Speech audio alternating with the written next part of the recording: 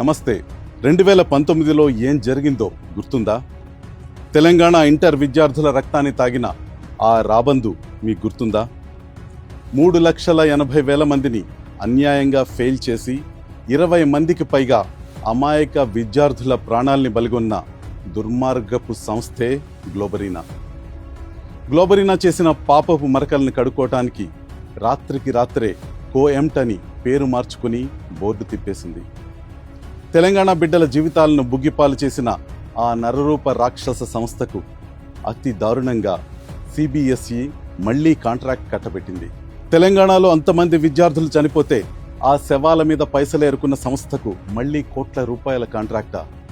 పేరు మార్చేస్తే చేసిన ఖూనీలు చెరిగిపోతాయా? ఇలాంటి క్రిమినల్ హిస్టరీ ఉన్న సంస్థలకు మళ్లీ దేశ భవిష్యత్తును ఎలా అప్పగిస్తారు? తెలంగాణ గడ్డ అడుగుతోంది. దీనికి సమాధానం చెప్పే ముఖం ఎవరికైనా ఉందా? అసలు జర్నలిస్ట్ ఇందులేఖ అరవింద్ రిపోర్ట్ ఏం చెప్తోంది? ఇది ఏ పార్లమెంటరీ కమిటీ బయటపెట్టిన రహస్యం కాదు, ఏ పెద్ద ఆడిట్ రిపోర్ట్లోనూ దొరికిన స్కామ్ కాదు.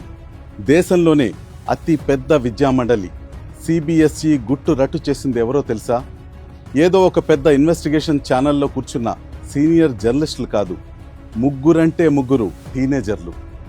అవును, జస్ట్ 18 ఏళ్లు కూడా నిండని ముగ్గురు కుర్రాళ్లు అడిగిన ప్రశ్నలకి ఇప్పుడు ఢిల్లీ పీఠం కదులుతోంది. లక్షల మంది విద్యార్థుల భవిష్యత్తును డిసైడ్ చేసే ఒక పెను వివాదం ఇప్పుడు దేశవ్యాప్తంగా సంచలనం రేపుతోంది. ఆన్ స్క్రీన్ మార్కింగ్ అంటే ఓఎస్ఎం, పేపర్లు చేత్తో దిద్దటం పాత పద్ధతి. అంతా డిజిటల్ చేసేస్తాం, తప్పులు లేకుండా రిజల్ట్స్ ఇస్తామంటూ రంగంలోకి తెచ్చిన మోడర్న్ సిస్టమ్ ఇది.